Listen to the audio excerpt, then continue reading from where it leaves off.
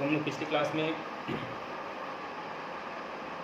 Chemistry की जो पिछली क्लास हुई थी सॉल्यूशन चैप्टर की, उसमें हमने टॉपिक देखा था मास बाय वॉल्यूम परसेंटेज और वॉल्यूम बाय वॉल्यूम परसेंटेज, जिसको हम वॉल्यूम परसेंटेज बोलते हैं। अब आते हैं नेक्स्ट हमारा पीपीएम, पार्ट्स पर मिलियन। पीपीएम में क्या होता है, देखो पीपीएम तभी इस्तेमाल करते हैं जब बहुत ही लेस क्वांटिटी हमें मेजर करनी होती है। ठीक है, एक पीपीएम का मतलब क्या हुआ, जैसे सपोज कोई एक बड़ा सा लकड़ी का एक टुकड़ा है और इस लकड़ी के टुकड़े के मैंने 10 लाख टुकड़े कर दिए। ठीक है, और 10 लाख टुकड़े में से एक टुकड़ा जो होगा ना, एक पीस जो होगा, वो कहलाएगा एक पीपीएम। ठीक है, पार्ट्स पर मिलियन का मतलब है कि जो वो पार्ट है वो 10 मिलियन के ऊपर एक है। जैसे वह लिखा है अगर 1 पीपीएम, इसका मतलब है कि 10 लाख पार्टिकल्स पे वो एक पार्टिकल है। ठीक है, तो पीपीएम हम कब इस्तेमाल करते हैं, बेसिकली बहुत ही लेस क्वांटिटी को मेजर करना हो तब हम पीपीएम इस्तेमाल करते हैं। जैसे पॉल्यूशन वगैरह, मर्क्यूरी का जो अमाउंट होता है वो पीपीएम में होता है, 2 पीपीएम, 2 to 3 पीपीएम। अगर उससे ज़्यादा होगा पानी के अंदर तो फिर वो पानी पॉल्यूटेड होगा। ठीक है, फिर से एयर के अंदर जो सल्फर डाइऑक्साइड गैस की जो अमाउंट होती है वो भी पीपीएम मेजर करते हैं। बहुत सारी चीज़ें हैं जो हम पीपीएम मेजर करते हैं। ठीक है, इन सब पे हम न्यूमेरिकल करेंगे। ठीक है, मैं अभी आपको जस्ट इनके फॉर्मूले और इनसे इंट्रोड्यूस करा दे रहा हूँ, उसके बाद हम हर टॉपिक से रिलेटेड कुछ ना कुछ न्यूमेरिकल करेंगे। तो ये तो हो गया हमारा पीपीएम। पीपीएम का फॉर्मूला होता है जिस भी पार्टिकल्स का निकालना, मान लो मुझे अगर सल्फर डाइऑक्साइड का पीपीएम निकालना है तो मुझे पता होना चाहिए कि कितना नंबर ऑफ पार्ट मौजूद है उस कंपोनेंट का, और टोटल पता होना चाहिए जो मिक्सचर है आपका एयर का, उसमें कितना पीपीएम है। ठीक है ना, कितने पार्टिकल्स हैं। तो number of parts of the component upon में total number of the parts of all component into 10 की पावर 6। ठीक है, फिर हम बात करते हैं मोलैरिटी की। मोलैरिटी बेसिकली सॉल्यूशन को एक्सप्रेस करने के लिए मोलैरिटी और मोलैलिटी, इन दोनों में सबसे ज़्यादा हम प्रेफर करते हैं मोलैलिटी को। और क्यों प्रेफर करते हैं बात करेंगे। सबसे पहले हम बात कर लेते हैं मोलैरिटी की। तो मोलैरिटी बेसिकली होता है number of moles of solute dissolve in 1 litre of solution. ठीक है, नंबर ऑफ मोल्स, ठीक है ना, यहाँ पे लिख लेंगे number of moles of solute.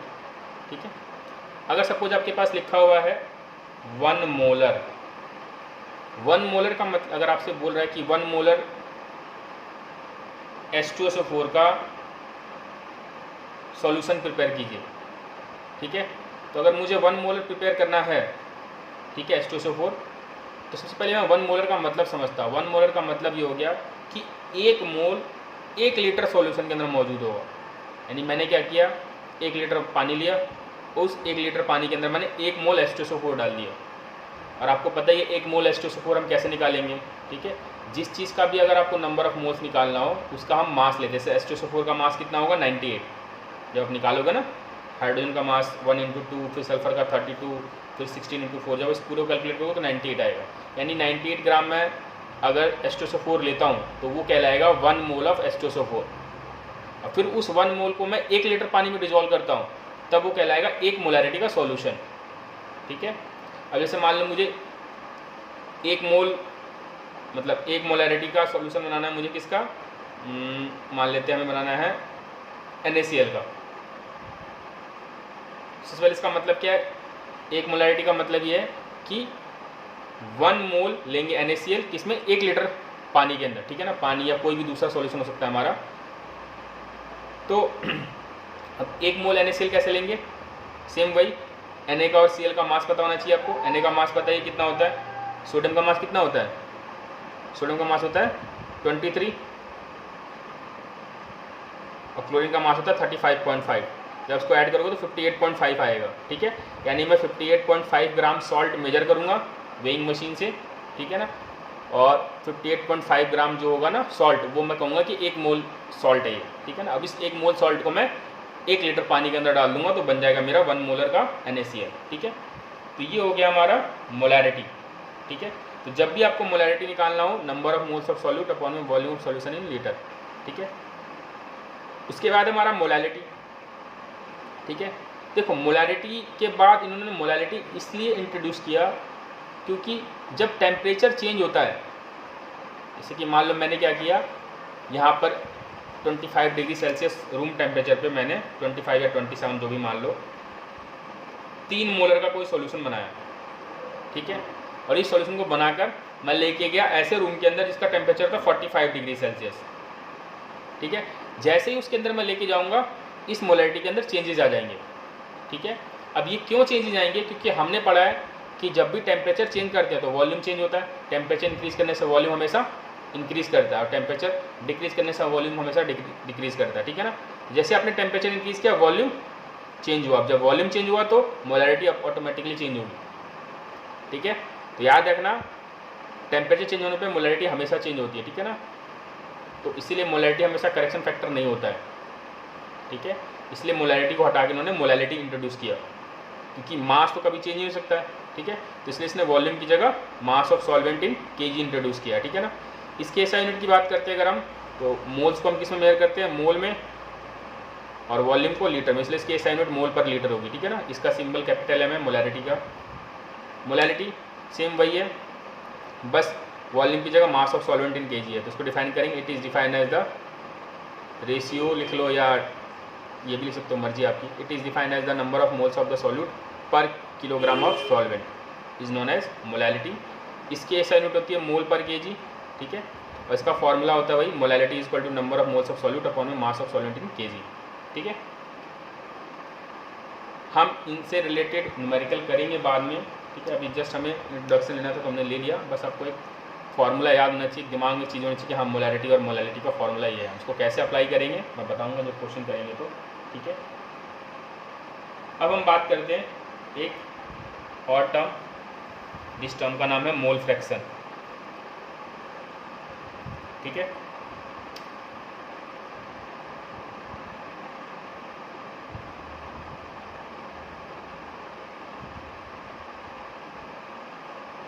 इसकी डेफिनेशन है it is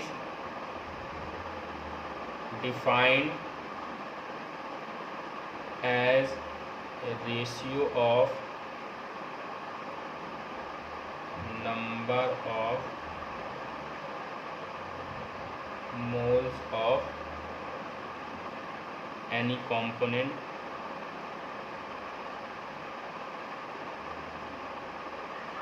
to that of total number of moles of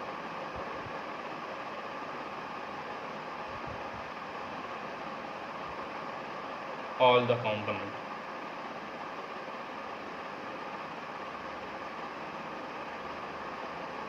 ठीक है। तो मोल फ्रैक्शन का सिंबल होता है,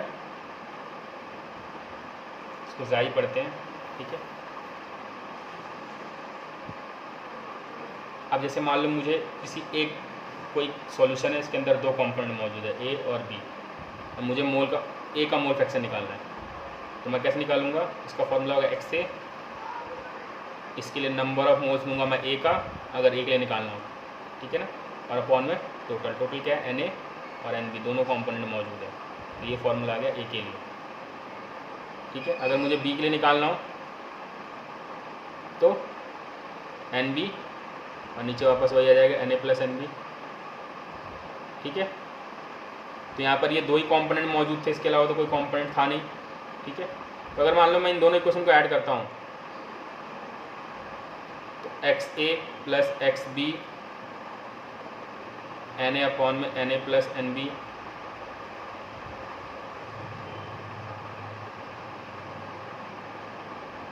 इसका एलसीएम आ गया, यही कर देता हूँ मैं, N A plus N B, ऊपर आ गया एन ए, इधर आ गया एन बी, करके कितना आ गया 1। तो हमेशा याद रखना मोल फ्रैक्शन का जितने भी कंपोनेंट होंगे, अगर 2 कंपोनेंट है तो दोनों कंपोनेंट के मोल फ्रैक्शन का सम क्या होगा 1, ठीक है। अगर 3 कंपोनेंट है ए बी सी, तो तीनों कंपोनेंट का मोल फ्रैक्शन का सम कितना होगा 1, ठीक है ना। तो मोल फ्रैक्शन जितने भी कंपोनेंट होंगे ऑल द कंपोनेंट, उन सबका सम कितना होता है 1 होता है, ठीक है। इसको न्यूमेरिकल करेंगे। अब हम बात करते हैं सॉल्युबिलिटी की, ठीक है।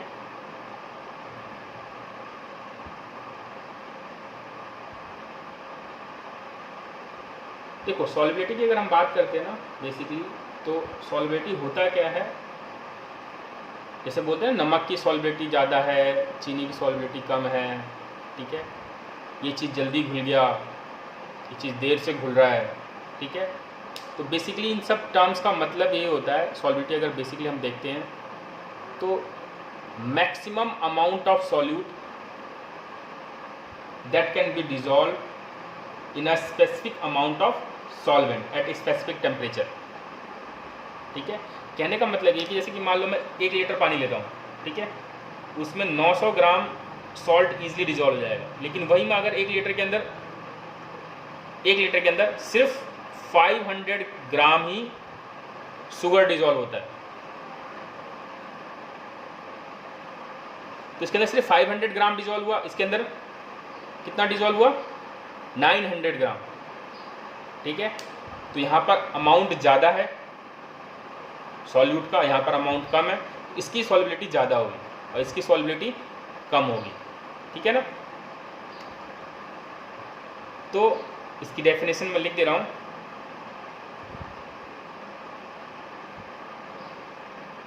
solubility of a substance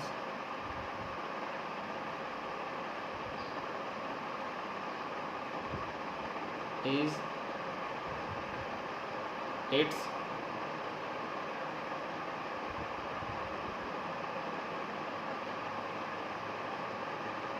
maximum amount of solute that can be dissolved in a specific amount of solvent at specific temperature, ठीक है।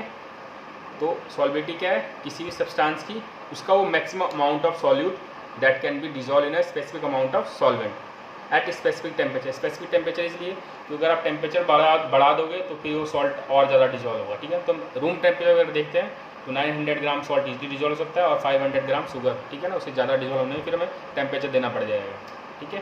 तो ये हो गया हमारा सॉल्युबिलिटी।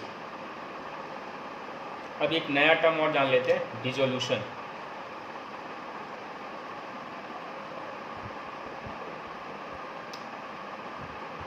हमें पता है कि कोई भी सॉल्यूट जब हम सॉल्वेंट में डालते हैं तो वो डिसॉल्व हो जाता है, ठीक है। और जब आप सॉल्यूट डालते जाते हो तो सॉल्यूशन में उसकी कंसंट्रेशन इंक्रीज होती रहती है। कंसंट्रेशन इंक्रीज होने का इन द सेंस क्या है, सपोज आपके पास वाटर है, इस वाटर के अंदर आपने क्या किया, पहले डाला 100 ग्राम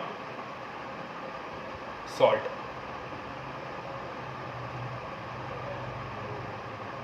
ठीक है। उसके बाद आपने इसके अंदर डाला 200 ग्राम सॉल्ट, ठीक है। तो जब आप 100 ग्राम सॉल्ट डालोगे तो सपोज मान लेते हैं इसके अंदर, अगर मैं एक पर्टिकुलर वॉल्यूम उठाता हूँ तो इसके अंदर 10 पार्टिकल्स हैं, मान लेते हैं, ठीक है। लेकिन जब मैं ये वाला सॉल्यूशन उठाऊंगा तो पहले तो इतने पार्टिकल्स थे एक पर्टिकुलर वॉल्यूम में, अगर उतना ही वॉल्यूम में दोबारा उठाऊंगा, अब आपने अमाउंट डबल कर दिया, 200 ग्राम कर दिया, तो ऑलरेडी सी बात है इसके अंदर भी सॉल्ट के पार्टिकल्स क्या होंगे, बढ़ जाएंगे, ठीक है, ज़्यादा हो जाएंगे। तो जब भी आप सॉल्यूट किसी सॉल्वेंट में डालते हो तो उसकी कंसंट्रेशन इंक्रीज होना चालू हो जाती है, ठीक है ना। तो अभी देखा जाए तो ये कम कंसनट्रेटेड है, यानी कम सॉल्ट मौजूद है, कम सॉल्ट के पार्टिकल्स मौजूद है, ठीक है। और इसके अंदर ज़्यादा पार्टिकल्स मौजूद है, तो ये कम कंसनट्रेटेड है, ये ज़्यादा कंसनट्रेटेड है। क्यों? क्योंकि इसमें सॉल्यूट के पार्टिकल्स कम है और इसमें सॉल्यूट के पार्टिकल्स ज़्यादा है, ठीक है। अब बात करते हैं सॉल्युबिलिटी की। सॉल्युबिलिटी से पहले एक डेफिनेशन, ठीक है। देखो बेसिकली डिसोल्यूशन जो होता है ना,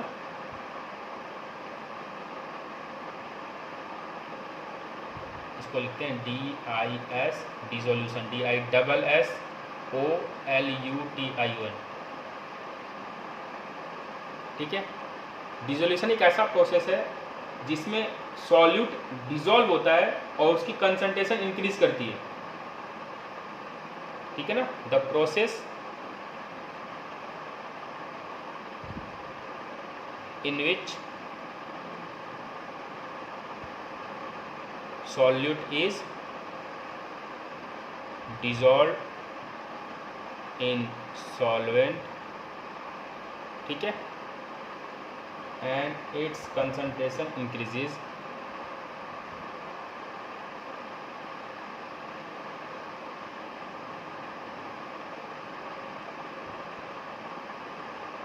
this process is known as dissolution. It is known as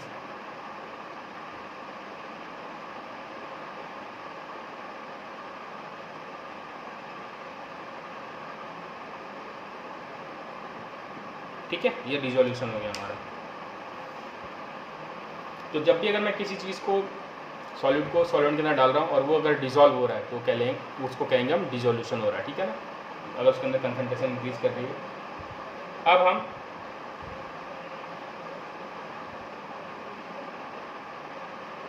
कुछ चीज़ों की बात कर लेते हैं। कभी कभी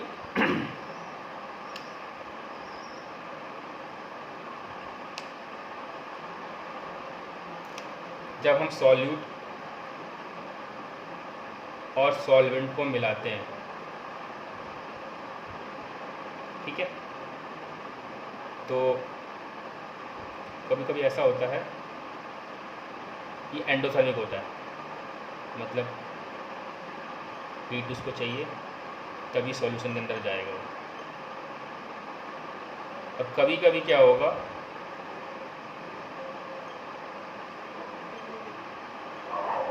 एक्सोथर्मिक होता है,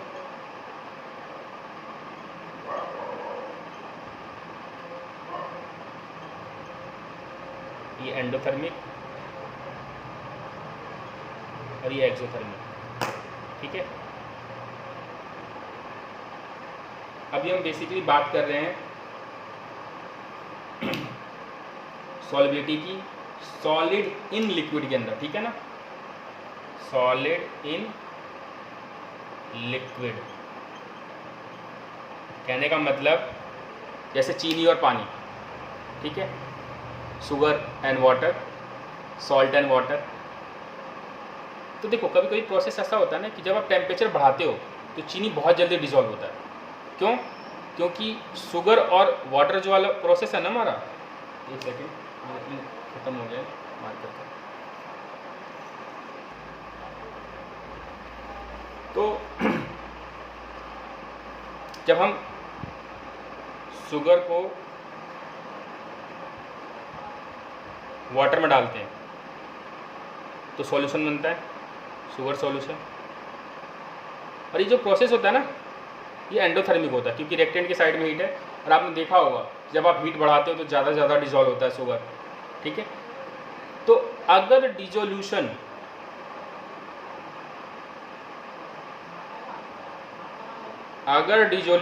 एंडोथर्मिक है,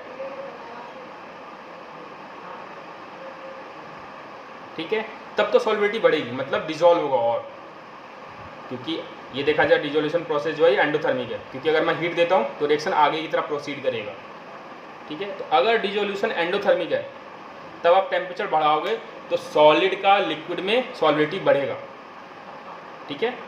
और कुछ सब्सटेंस ऐसे भी होते हैं जिनको डिसॉल्व करने पे एक्सोथर्मिक रिएक्शन होता है, ठीक है। तो अगर आप वहाँ पे टेम्परेचर बढ़ाओगे तो वो डिसॉल्व नहीं होगा, वो रिवर्स आना चालू हो जाएगा, ठीक है ना।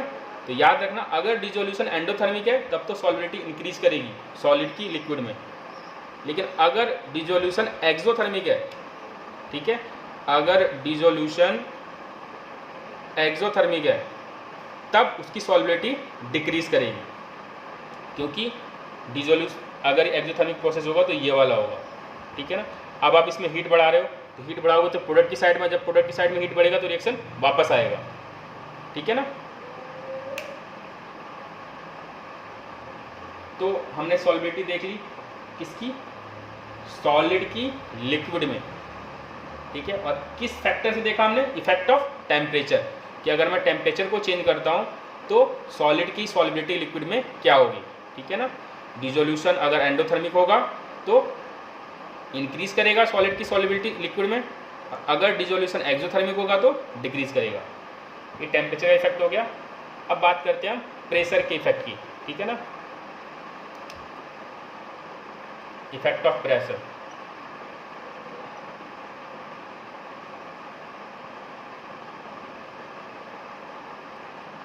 देखो हमने पढ़ा है ना कि सॉलिड और लिक्विड उनके पार्टिकल्स के बीच में क्या होता है, इंटरमॉलिकुलर स्पेस बहुत कम होता है, तो प्रेशर का तो कोई फर्क ही नहीं पड़ता है। कंप्रेसिबल होता है, इनकम्प्रेसिबल होता है दोनों, सॉलिड और लिक्विड। गैस सिर्फ कंप्रेस होता है, इसीलिए प्रेशर का सॉलिड का लिक्विड में, सॉलिड इन लिक्विड देख रहे हैं हम सॉलिबिलिटी, ठीक है। तो मैं लिख देता हूं यहाँ पर,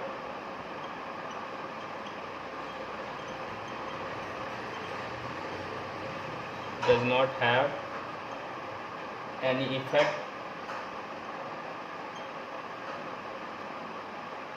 on solubility of solid in liquid, ठीक है। तो अगर मैं प्रेशर बढ़ाता हूँ, ठीक है, तो सॉलिड का लिक्विड में सॉल्युबिलिटी नहीं बढ़ेगा। अगर मान लो मैंने एक कंटेनर में क्या किया, पानी ले लिया और चीनी ले लिया, और ऊपर से मैं पिस्टन से दबा रहा हूँ उसको, प्रेशर लगा रहा हूँ ऊपर से, तो ऐसा नहीं है कि चीनी ज़्यादा डिजॉल्व होगा, ठीक है। प्रेशर का कोई फर्क नहीं पड़ता है सॉल्युबिलिटी पर, सॉलिड इन लिक्विड, ठीक है।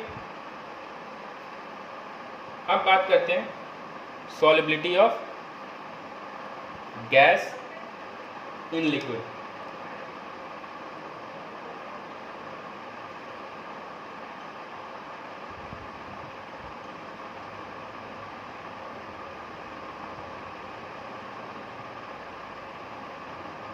पहले देखते हैं इफेक्ट ऑफ प्रेशर।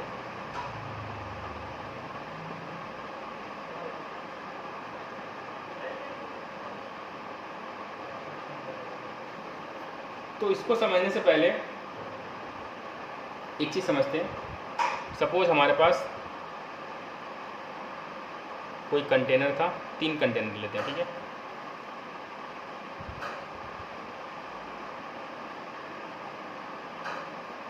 एक कंटेनर ए,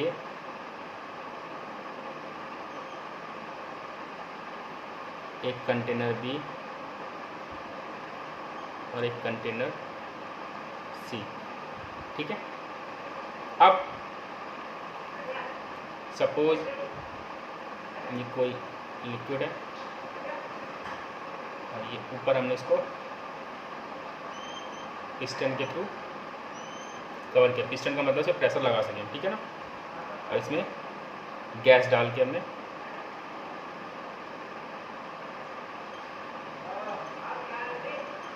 और ये गैस के पार्टिकल्स हैं। यहाँ पर देखा जाए तो टोटल कितने पार्टिकल्स हैं, काउंट कर लेते हैं जस्ट एग्जांपल समझने के लिए। 4, 4, 8 और 3, 11 पार्टिकल्स हैं, ठीक है।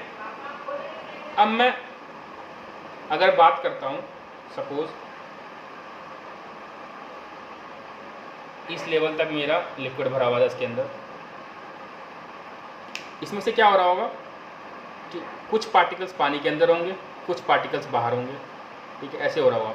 जैसे मान लो अगर ये 2 पार्टिकल्स अंदर आए तो ये पार्टिकल्स वापस कोलाइड करके निकल जाएंगे, ऐसे करके कोलाइडेशन हो रहा होगा।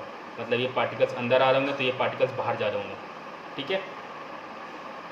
तो एक टाइम में पानी के अंदर मान लेते हैं इसके अंदर 10 पार्टिकल्स, मतलब एक टाइम पे 6 पार्टिकल्स अंदर रह रहे हैं और 5 पार्टिकल्स बाहर रह रहे हैं, ठीक है ना, क्योंकि स्पेस ऊपर। अब मैंने क्या किया, सेम अमाउंट था उसी मैंने प्रेशर बढ़ा दिया, अब पिस्टन यहाँ आ गया, ठीक है। जैसे ही पिस्टन यहाँ आ गया, अब होगा क्या, अगले केस में कि पानी के अंदर ज़्यादा पार्टिकल्स होंगे, ठीक है ना। 8 पार्टिकल्स पानी के अंदर है तो 3 पार्टिकल्स पानी के बाहर हैं, ठीक है। और ये 3 पार्टिकल्स हमेशा बाहर नहीं रहेंगे, जैसे ये 3 पार्टिकल्स पानी के अंदर एंटर करेंगे वैसे 3 पार्टिकल्स बाहर निकल जाएंगे, मतलब अंदर बाहर हो रहा है। लेकिन यहाँ पर रेट जो है बढ़ गया, ठीक है। अब पार्टिकल्स जो अमाउंट है ना, पहले इसके अंदर अमाउंट कम था, गैस के पार्टिकल्स सिर्फ 6 थे लिक्विड के अंदर, और यहाँ पर गैस के पार्टिकल्स कितने हैं, 8 है। टोटल पार्टिकल्स 11 हैं ये सब में, ठीक है। इसमें भी 11 है, इसमें भी 11 है। मैंने अगर और प्रेशर लगा दिया,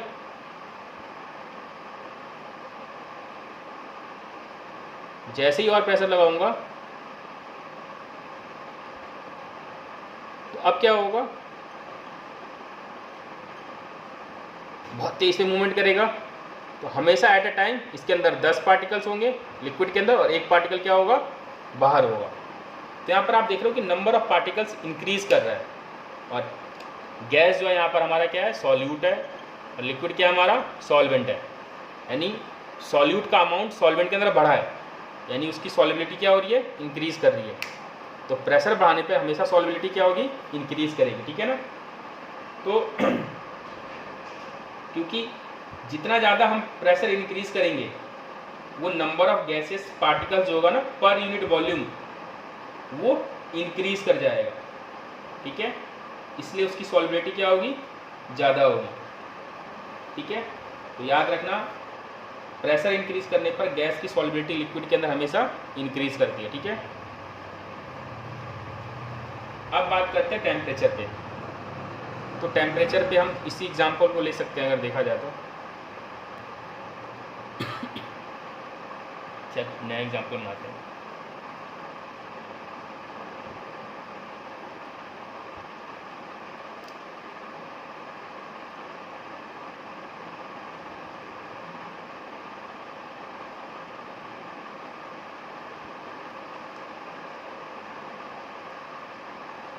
अब इस बार हमने प्रेशर को कांस्टेंट रखा, ठीक है। यहीं तक है कंटेनर और पिस्टन यहीं पे, और ये रहा लिक्विड और ये रहे पार्टिकल्स, ठीक है। ये रूम टेम्परेचर था, तो 10 टोटल 15 पार्टिकल्स हैं, ठीक है। टोटल 15 हैं, 10 पार्टिकल लिक्विड के अंदर और 5 पार्टिकल्स, 10 नहीं 8 पार्टिकल्स लिक्विड के अंदर है, 10 ही रखते हैं। 10 पार्टिकल लिक्विड के अंदर और 5 पार्टिकल्स लिक्विड के बाहर है, यानी ऊपर वाले सरफेस पे। अब इसको मैंने हीट किया, जैसे ही मैं हीट अप करूँगा ना, तो क्या होगा कि गैस के पार्टिकल्स के अंदर मूवमेंट ज़्यादा बढ़ेगी, और जब ज़्यादा मूवमेंट बढ़ेगी तो क्या होगा, पार्टिकल जल्दी जल्दी बाहर निकलने की कोशिश करेंगे। तो जब आप हीट करोगे, टेम्परेचर इंक्रीज़ करोगे, उस केस में क्या होगा, बाहर जो होंगे वो नंबर ऑफ पार्टिकल्स इंक्रीज कर जाएंगे और अंदर वाले पार्टिकल्स क्या हो जाएंगे, डिक्रीज कर जाएंगे। तो अंदर सिर्फ रह जाएगा 8 पार्टिकल्स और बाहर चला जाएगा कितना, 7 पार्टिकल्स, ठीक है ना। मतलब कंटेनर के बाहर नहीं जाएगा, इस पिस्टन पे ही रहेगा, अंदर ही रहेगा, इधर घूम रहा होगा, बहुत तेज़ी से मूवमेंट हो रहा होगा, ठीक है ना। तो यहाँ पर आपने देखा कि गैस की सॉल्युबिलिटी टेम्परेचर बढ़ाने पर क्या होता है, डिक्रीज करता है, ठीक है ना। क्योंकि यहाँ पर पार्टिकल्स ज़्यादा थे, क्योंकि यहाँ पर टेम्परेचर कम था, तो यहाँ पर टेम्परेचर बढ़ाने पर पार्टिकल्स ज़्यादा हो गए, सॉरी कम हो गए। दोबारा रिपीट कर रहा हूँ मैं, यहाँ पर टेम्परेचर मान लेते हैं रूम टेम्परेचर 27 डिग्री सेल्सियस, तो यहाँ पर 10 पार्टिकल्स हैं, और जैसे ही हमने इसको 45 डिग्री सेल्सियस किया तो पार्टिकल्स क्या है, सॉल्यूशन के अंदर कम हो गए गैस के पार्टिकल्स। इसीलिए गैस की सॉल्युबिलिटी टेम्परेचर इंक्रीज करने पे डिक्रीज होता है, ठीक है। इसका एग्जांपल आपको दिख सकता है, जैसे आप कोका कोला की बोतल लेके आते हो तो उसके अंदर जो CO2 डिज़ोल्व रहता है, वो CO2 निकल जाता है अगर आप उसको कम टेम्परेचर पे नहीं रखोगे। तो इसलिए हम उसको फ्रीज के अंदर स्टोर करके रखते हैं, ठीक है ना, ताकि वो गैस जो वो लिक्विड के अंदर ही बना रहे, ठीक है, बाहर ना निकले। लेकिन जैसे हीटअप होगा और ढक्कन खुला होगा तो बाहर चला जाएगा, ठीक है।